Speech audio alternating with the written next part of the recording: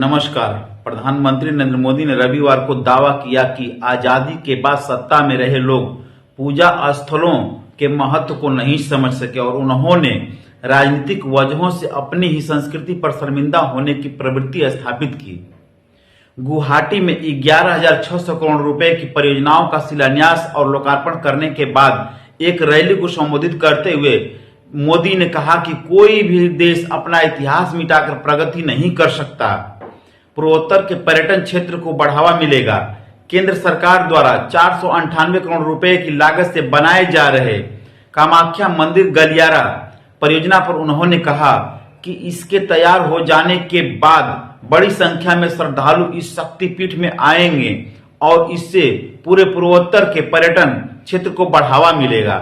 मोदी ने कहा, यह पूर्वोत्तर का प्रवेश द्वार बन जाएगा। हजारों वर्षों की चुनौतियों के बावजूद ये हमारी संस्कृति और हमने खुद को कैसे संरक्षित रखा है, इस बात के प्रतीक हैं। हमारी मजबूत संस्कृति का हिस्सा रहे इनमें से कई प्रतीक आजकल खंडहर बन गए हैं।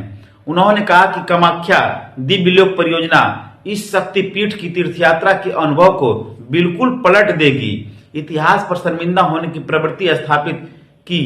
प्रधानमंत्री ने दावा किया कि आजादी के बाद लंबे समय तक सरकार चलाने वाले लोग ऐसे धर्म स्थलों का महत्व नहीं समझ सके और उनकी उपेक्षा की।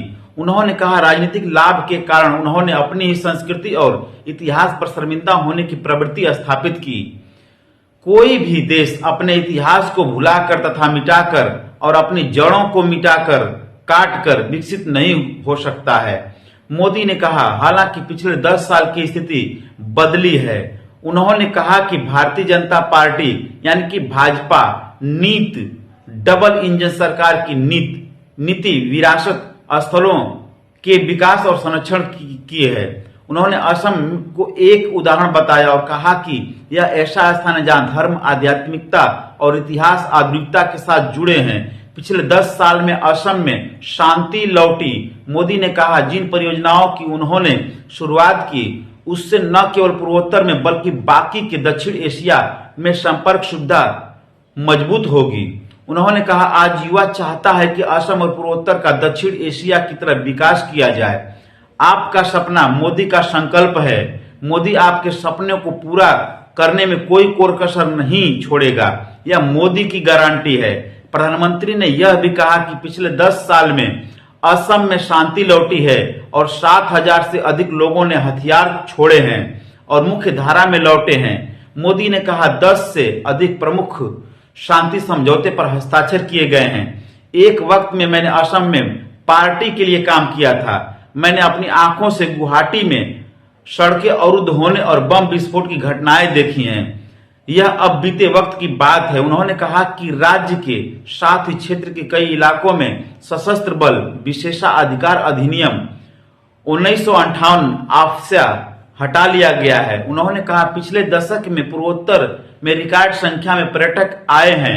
अब ऐतिहासिक स्थलों के उत्थान के लिए एक नई योजना लेकर आएंगे और इसीलिए हमने इस साल के बजट में पर्यटन पर ध्यान केंद्रित किया है। असम तथा पूर्वोत्तर में इसके लिए असीम संभावनाएं हैं।